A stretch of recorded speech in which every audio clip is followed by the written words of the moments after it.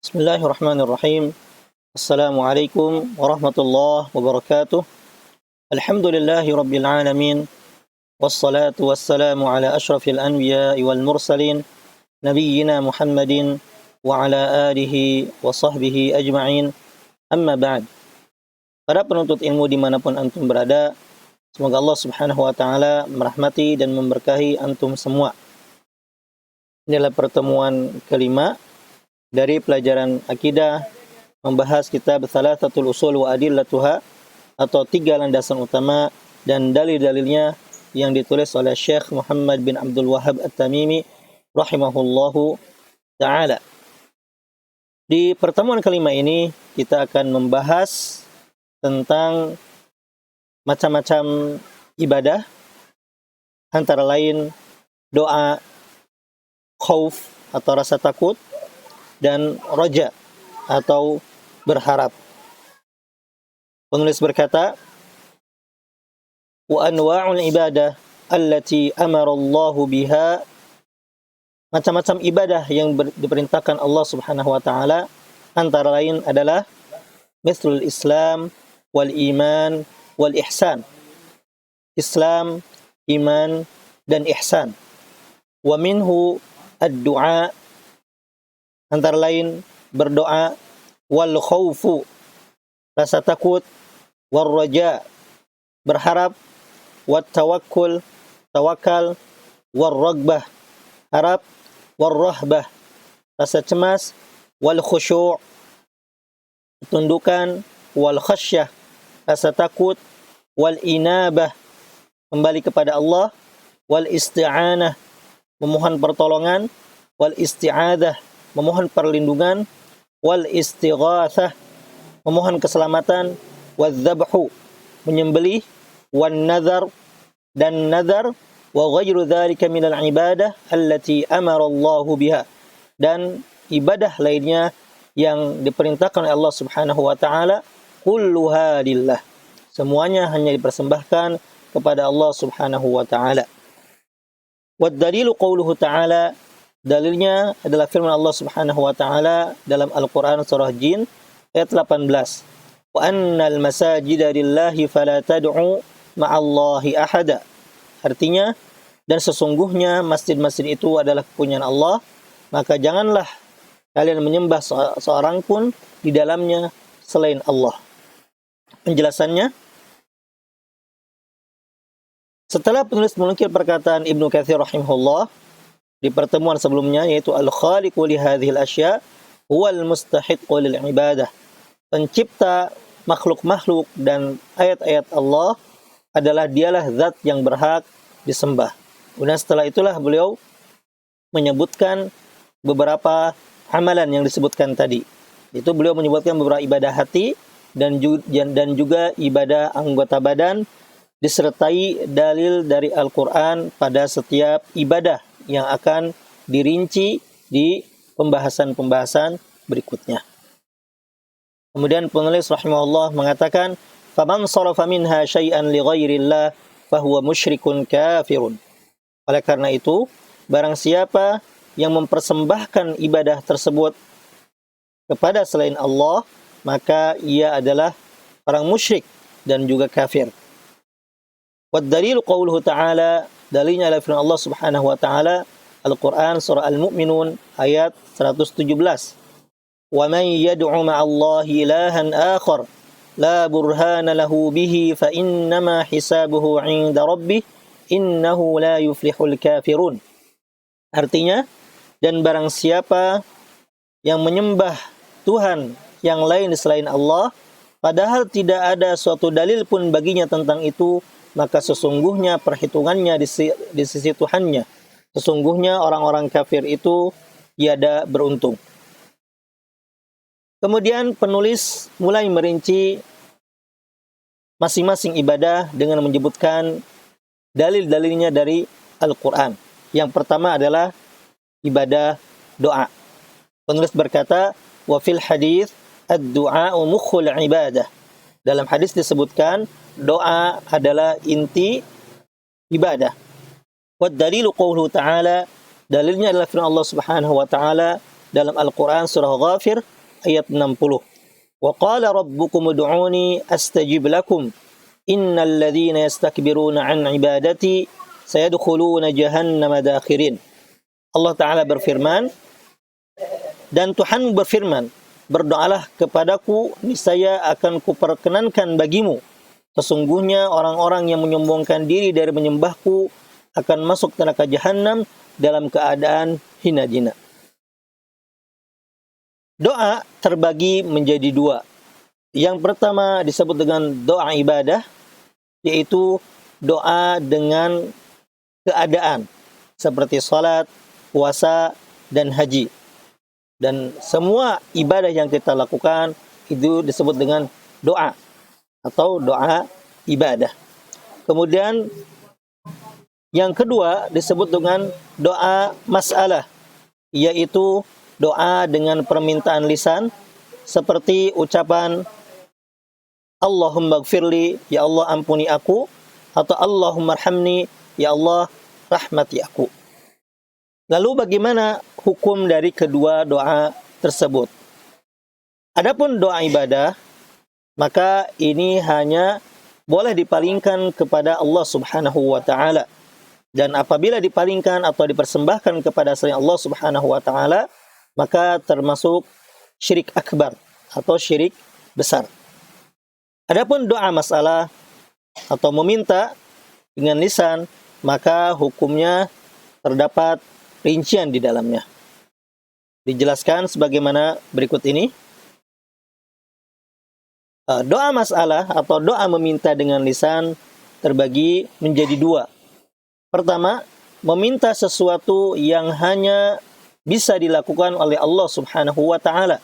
Contohnya, meminta hujan, meminta rezeki, meminta kesembuhan, atau meminta hal lainnya yang hanya bisa dilakukan oleh Allah Subhanahu wa Ta'ala. Maka hal ini hanya diminta kepada Allah Subhanahu wa Ta'ala. Barang siapa yang meminta hal-hal tersebut, meminta hujan, meminta rezeki, meminta kesembuhan kepada selain Allah Subhanahu wa Ta'ala, maka itu termasuk syirik akbar. Kemudian doa masalah atau doa meminta yang kedua, yaitu meminta perkara yang mampu dilakukan oleh manusia. Maka hal ini diperbolehkan dengan syarat-syarat sebagai berikut.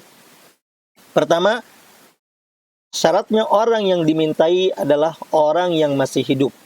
Sehingga tidak boleh meminta kepada orang yang sudah mati. Yang kedua, orang yang dimintai harus ada di hadapan kita. Bukan orang yang tidak ada di hadapan kita. Yang ketiga, orang yang kita mintai adalah orang yang mampu melakukan permintaan tersebut, bukan orang yang tidak mampu. Kemudian yang keempat, nih yang paling penting diantaranya, yaitu meyakini bahwa orang yang dimintai hanya sebagai sebab, tidak memberi pengaruh sedikit pun dengan sendirinya. Adapun jika meyakini bahwa orang yang dimintai tadi ini memiliki pengaruh di alam semesta, misalkan meyakini bahwa orang yang dimintai ini bisa memberi rezeki, bisa mengabulkan doa, atau menyembuhkan dengan sendirinya, ya, bisa mendatangkan manfaat atau menolak madarat, maka ini termasuk syirik. Sebagai catatan, dalam pelajaran ini kita hanya mempelajari hukum perbuatannya saja. Yaitu misalkan perbuatan ini adalah syirik, perbuatan ini adalah syirik akbar, syirik asghar, ya. Adapun menghukumi pelaku perbuatan tersebut, maka dibutuhkan iqamatul hujjah atau penegakan hujjah dan hilangnya syubhat. Siapakah yang kompeten dalam hal ini? Merekalah para ulama yang memiliki kompetensi atau kemampuan dalam menghukumi pelaku perbuatan tersebut. Apakah masih termasuk mukmin atau telah kafir. Kemudian dalam masalah sebab, manusia terbagi menjadi 3. Yang pertama, meyakini bahwa sebab yang dijadikan oleh Allah Subhanahu wa Ta'ala adalah sebab. Hukumnya yang seperti ini adalah sah. Dan sebab terbagi menjadi 2. Yang pertama disebut dengan sebab syar'iyah. Contohnya ruqyah syar'iyah. Allah Subhanahu wa taala menjadikan ruqyah sebagai sebab syar'i sembuhnya seseorang dari penyakit. Sebab yang kedua disebut dengan sebab hissiyah atau sebab-sebab yang bisa dipanca indera. Contohnya obat. Allah Subhanahu wa taala menjadikan obat sebagai sebab kesembuhan seseorang dari penyakit. Itu yang pertama. Jadi menjadikan sebab yang dijadikan Allah Subhanahu wa taala sebagai sebab, maka ini adalah boleh. Kemudian yang kedua, meyakini suatu sebab yang tidak dijadikan Allah Subhanahu wa taala sebagai sebab, maka hukumnya syirik kecil. Contohnya mengaitkan turunnya hujan karena adanya bintang tertentu, atau mengaitkan adanya kematian seseorang dengan kicauan burung tertentu. Nah, maka jika mengaitkan hal tersebut kepada sesuatu yang tidak ada kaitannya atau tidak ada sebabnya, maka ini adalah syirik kecil. Kemudian yang ketiga, meyakini sebab bisa berpengaruh dengan sendirinya dalam mendatangkan manfaat ataupun menolak madarat, maka ini hukumnya syirik akbar atau syirik besar. Contohnya, meyakini misalkan ada burung, kemudian ada orang yang meninggal, meyakini bahwa burunglah yang mematikan orang yang meninggal tersebut, maka ini adalah syirik besar. Atau turunnya hujan dikaitkan atau meyakini karena bintanglah yang menurunkan hujan tersebut, ini adalah syirik besar. Kemudian penulis tadi menukil sebuah hadis tentang doa yang berbunyi ad-du'a mukhul ibadah. Doa adalah intisari ibadah. Maka perlu diketahui hadis ini dhaif atau lemah, sedangkan lafaz yang sahih adalah sabda Nabi SAW yang berbunyi ad-du'a mukhul ibadah. Ad-du'a huwal ibadah. Doa adalah ibadah. Kemudian lalu bagaimana kita tahu bahwasanya doa adalah ibadah? Jawabannya dari firman Allah Subhanahu wa taala, Al-Qur'an surah Ghafir ayat 60, di mana Allah taala berfirman, "Wa qala rabbukum ud'uni astajib lakum innal ladzina yastakbiruna 'an ibadati sayadkhuluna jahannama dakhirin." Artinya, dan Tuhan berfirman, "Berdoalah kepadaku, niscaya akan kuperkenankan bagimu. Sesungguhnya orang-orang yang menyombongkan diri dari menyembahku akan masuk neraka jahanam dalam keadaan hina-hina." Dari mana kita tahu bahwasanya ini adalah dalil tentang doa adalah ibadah, yaitu firman Allah Subhanahu wa taala yang berbunyi ibadati, yang artinya menyembahku, setelah pernyataan ud'uni, berdoalah kepadaku, menunjukkan bahwa doa adalah ibadah. Kemudian ibadah lainnya yang disebutkan oleh penulis adalah rasa takut. Penulis berkata, wa dalil khaufi qauluhu ta'ala fala takhafuhum wa khafuni in kuntum mu'minin. Surah Ali Imran ayat 175. Dalil khauf atau rasa takut adalah firman Allah Subhanahu wa taala, karena itu janganlah kamu takut kepada mereka, tetapi takutlah kepadaku jika kamu benar-benar orang yang beriman. Penjelasannya, khauf atau rasa takut adalah reaksi yang timbul saat seseorang menghadapi mara bahaya atau gangguan. Allah Subhanahu wa taala melarang kita takut kepada wali-wali setan dan memerintahkan kita agar takut hanya kepada Allah Subhanahu wa taala saja. Rasa takut terbagi menjadi 3. Yang pertama, takut ibadah atau yang disebut dengan takut pengagungan atau takut yang tersembunyi. Yang kedua, takut yang merupakan tabiat manusia atau jibillah, fitrah manusia. Yang ketiga, takut yang diharamkan. Takut yang pertama atau takut ibadah atau takut yang disertai dengan pengagungan atau takut tersembunyi, yaitu rasa takut seorang hamba kepada sesuatu yang ia sembah, disertai dengan ketundukan dan pengagungan terhadap sesembahannya tersebut. Maka rasa takut seperti ini wajib dipersembahkan hanya kepada Allah Subhanahu wa taala.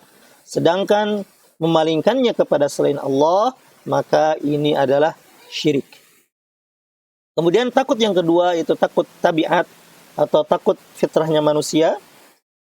Rasa takut seperti ini seperti rasa takut kepada api, rasa takut kepada musuh, kepada hewan buas atau hal-hal yang membahayakan lainnya, maka takut seperti ini hukumnya mubah atau boleh. Kemudian yang ketiga, takut yang diharamkan adalah seperti berputus asa dari rahmat Allah dan atau menaati makhluk dengan bermaksiat kepada Sang Khalik Allah Subhanahu wa taala. Kemudian ibadah selanjutnya yang disebut oleh penulis adalah raja atau berharap. Penulis berkata, wa dalilur raja qauluhu ta'ala. Dan dalil raja atau berharap adalah firman Allah Subhanahu wa taala dalam Al-Qur'an surah Al-Kahfi ayat 110, "Faman kana yarju liqa'a rabbih falyamal 'amalan shalihan wa la yusyrik bi'ibadati rabbih ahada." Dalil raja atau takut adalah firman Allah taala, barang siapa yang berharap berjumpa dengan Rabb-Nya, maka hendaklah ia mengerjakan amal saleh dan janganlah ia mempersekutukan seorang pun dalam beribadah kepada Tuhannya. Penjelasannya, raja atau harapan adalah keinginan manusia terhadap sesuatu, baik yang mudah dicapai ataupun yang sukar. Raja berharap yang disertai dengan sikap tunduk dan patuh kepada yang diharapkan hanya boleh dipersembahkan kepada Allah Subhanahu wa taala. Jika harapan tersebut dipalingkan kepada selain Allah, maka termasuk syirik akbar. Kemudian, raja atau harapan yang terpuji hanya bisa diraih oleh orang yang mengerjakan ketaatan kepada Allah Subhanahu wa taala serta mengharapkan balasan darinya, atau bertobat dari maksiat serta berharap Allah Subhanahu wa taala menerima tobatnya. Adapun harapan seseorang tanpa dibarengi dengan beramal adalah sebuah bentuk kesombongan atau dia tertipu dan dia hanya punya angan-angan tercela. Demikianlah penjelasan singkat mengenai beberapa ibadah yang hanya boleh dipersembahkan kepada selain Allah, yaitu berdoa, takut dan juga berharap yang dipersembahkan pada Allah Subhanahu wa taala. Demikian yang bisa dijelaskan, mudah-mudahan bermanfaat. Assalamualaikum warahmatullahi wabarakatuh.